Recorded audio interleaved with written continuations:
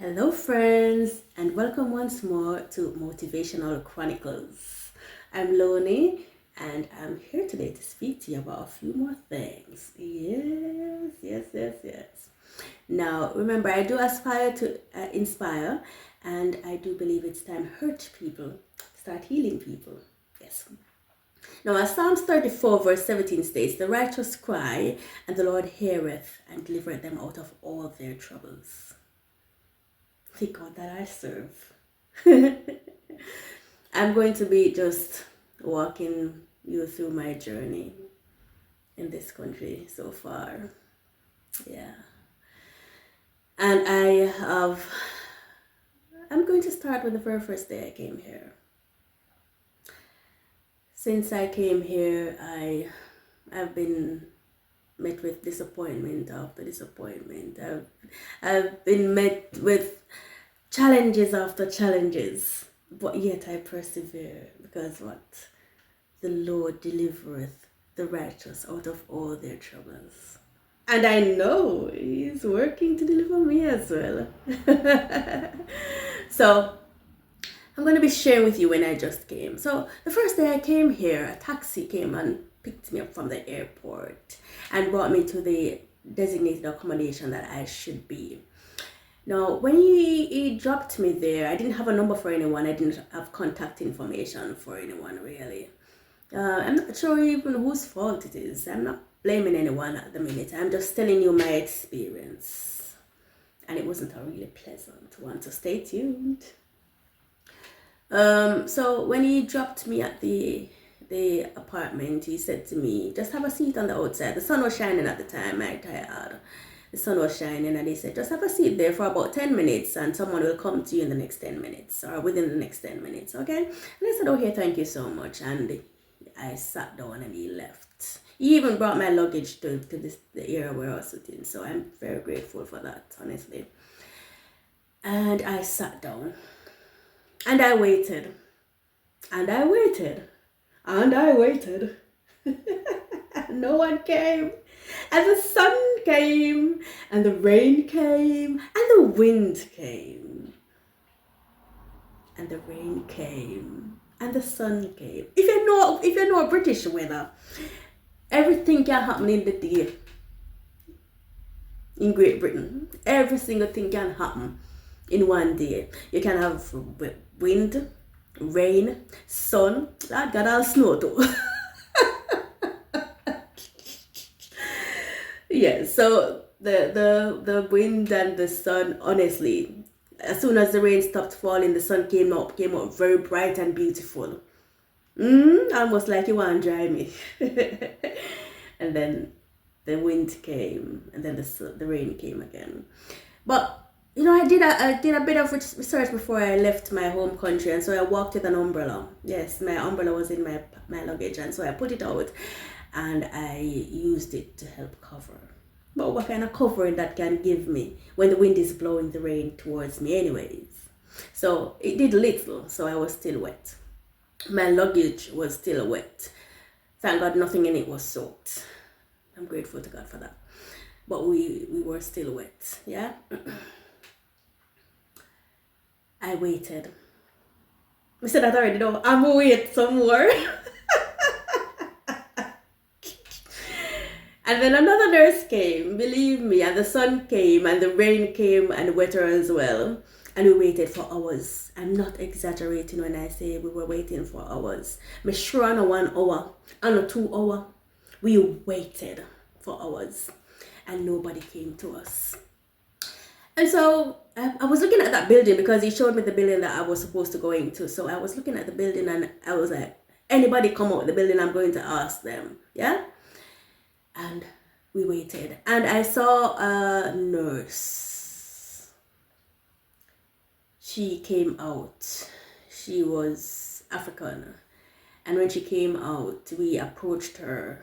And I think because she saw us with our luggage as well, she was suspecting that we too are here. Apparently she came a few days prior, and she presumed that, yeah. So we picked a chat, and yeah, we were all chatting, and it was her honestly, it was her who, I don't know who she called. Honestly, I don't know who she called. To this very day, I have no idea who she called.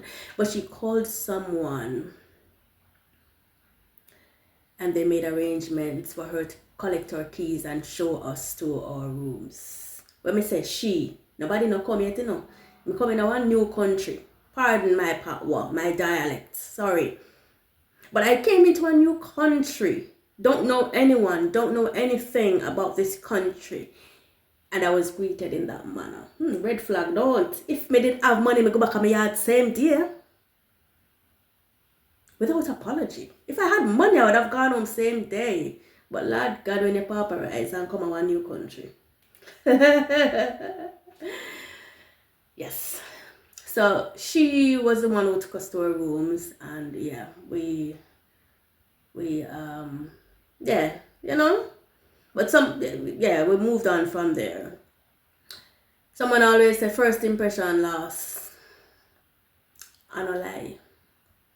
Wagan bad morning, can't go good evening. Lord Jesus, I pray that not true. Whew. Yeah. But you know, it started off wrong. It didn't start off good. And so it continued on that trend. And I remember even about 3 weeks after I came, I think 3 weeks after I came, there was a meeting, because you know we're new staff and we're supposed to be meeting with the other members of staff that are on the respective wards that will be working. So in the third week, when we were preparing, because coming to England, if you don't know, you need to be prepared to do an exam, because they're not going to recognize your qualification from another country. So you have to do their exams and pass it. Yeah.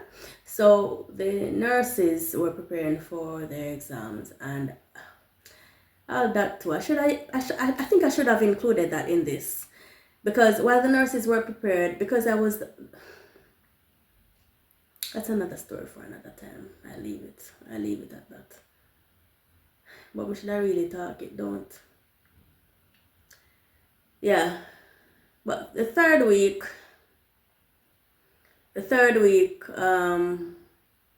we were supposed to be meeting with the different members of the teams that we'll be working with. And so I tell you, every single person there met with someone. And honestly, even if the respective ward managers weren't able to come, they sent someone to greet the newly recruited staff that were there. And let me tell you, not a single soul from my department no come. I was wrong with Lonnie. I tell you, not a soul from my department came. And me I tell you, so that did cut deep still, you know, me not lie. That's the first day I broke down. Me ball. I cried because I left my family, I left my country, and I just felt like I came here to be treated less than. Yeah, I wasn't needed. Yeah. It never pretty. That never nice at all. And so it continued on that trend basically.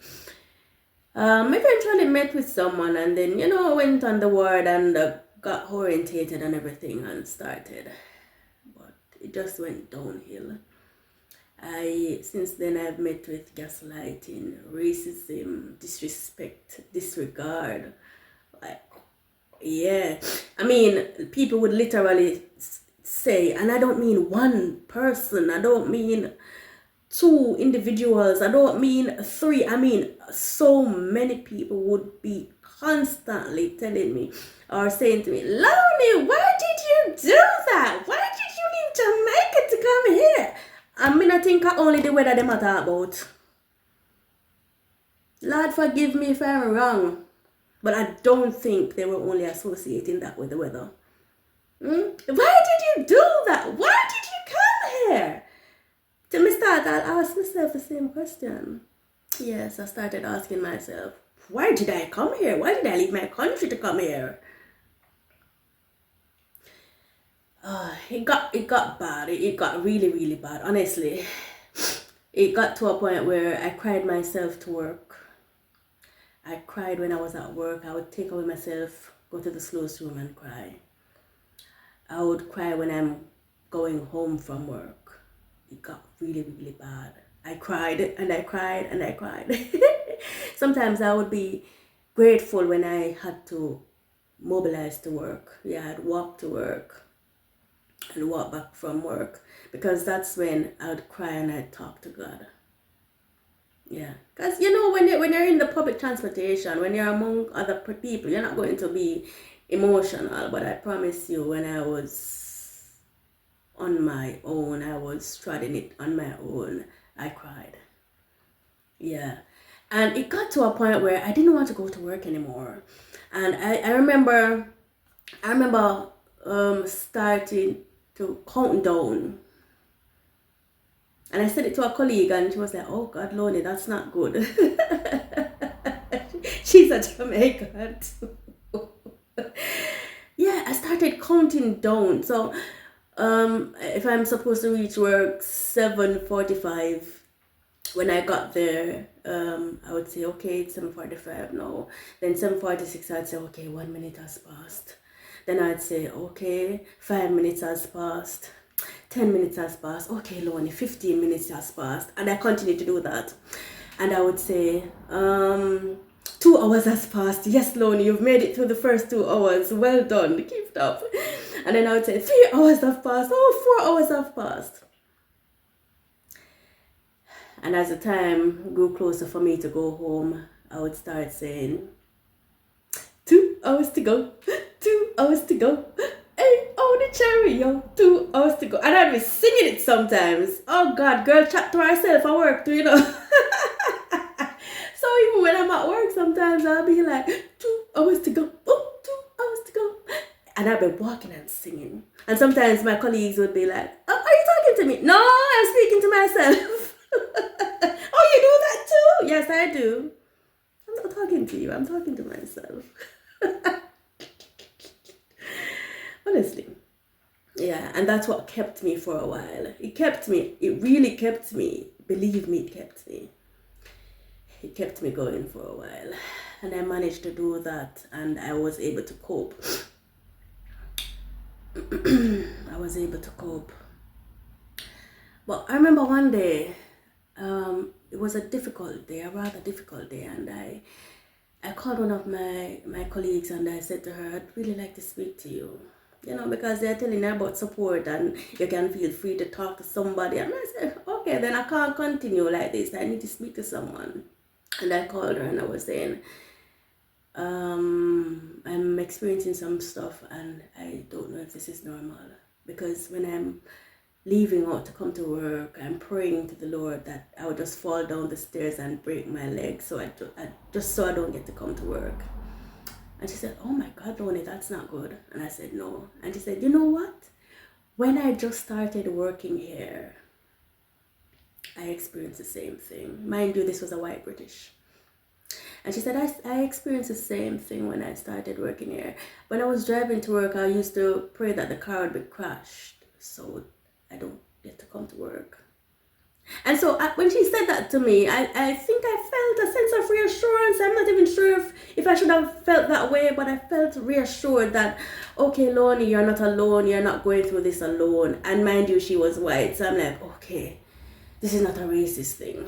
Okay? This is just me need to get over this hurdle. And so after that conversation, I really, really tried. I tried to adjust. I tried to, accept that this is what is going to happen and this is what I need to do. And I need to just overcome it because it will get better. Yeah, I think I was telling myself that lie. In the interim, yeah, but in the meantime, to see, yeah, if it's going to get better. It didn't. It didn't. Even days before I was scheduled to go to work, I became so anxious that I would start get palpitations the day before. And so I promised myself that even for my birthday, I'd request days off if I'm not able to get annual leave, because I'm not going to spend my birthday being anxious. Because if I'm going to work the following day after my birthday, I'm going to be anxious on my birthday. And if I'm going to work on my birthday, it's going to be worse. And so I just say, you know what? I'm not going to work on my birthday. If it's even my birthday, I deserve to be happy at peace. And so I remember trying to, overcome that hurdle. And it just wasn't working. It got to a point where I remember my daughter asking me, Mommy, are you going to work today? And I'd be like, why? She said, because you're angry. I paused, because she wasn't lying. When I'm going to work, I get angry. I get so irritated. I get so upset. And I didn't even realize that my little daughter, was noticing that. That wasn't good. I started hating myself for coming here. Yeah. I started hating myself. I hated my husband. Because if our circumstances were different, I didn't think I'd have the need. I'd see the need to come here. I hated everything that contributed to me coming here. Honestly, if God wasn't God, probably would I hate God too. But you know what? I couldn't hate God. I just changed the way I prayed. I know it is the will of God for me to be here. Because even when I was getting married, I prayed and I said, Lord, if it is your will, let it be done. So I know me I go come to England and I go say, God, if it is your will, let it be done. Maybe me never emphasize it enough. But me know if me say, God, if it is your will, let it be done. And if I'm a female, I wouldn't have been here. So I know it is the will of God for me to be here. But I started really reflecting on the way I prayed, to the point where I said, Lord, I surrender. I surrender to you. If this is not your will, I don't want to take part in it. I don't want to do anything on my own. I want to do what you require of me, what your desire of me is. I surrender it all to him. I change the way I pray. Even if I want something, I'll be like, Lord, if it is your will. And that's why I'm not reach back to Jamaica yet. Because I kept saying, if it is your will. What I say? Good girl, I'll buy barrels. If you haven't seen that video, I'll leave a link in the description for you to have a look at. I bought barrels to go home. But the Lord would have it another way. Because what? It's not his will. It's his will for me to be in England. It was his will in the first place for me to be in England, I promise you. And it's his will for me to be here still. And so, even though I bought those barrels, I think 2 days before I bought those barrels, I made an application to another hospital. I've been applying to other hospitals. I've even been successful in applications before, but I guess God didn't want me to work at the hospital, because when I got through and everything was to finalize, my father died, and so moving and grieving would be too much for me. Yeah, I'm vulnerable enough as it is. So that would be too much for me, and so I just withdrew my application from that hospital. But 2 days before I purchased those barrels, I applied for another job somewhere else, because it was just too much. I remember the happiest day at work was when I thought that I would be going home. I think it was the day that I bought the barrels, and I was walking to work like, yes, I'm counting down now. I'm gonna be leaving this place soon. That's not good, but yeah, I was happy.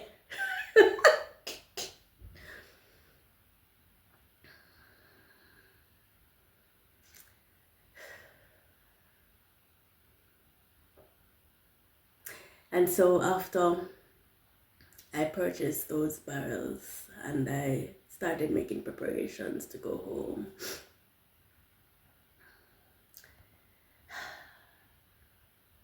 Please see that video. The God that we serve. Look here, man. If I ever tell you about God, I say, watch that video. The video. I'm going to post it in the description. Honestly, I will. Yeah. Because I really thought I was going home. And after that, I think a week later,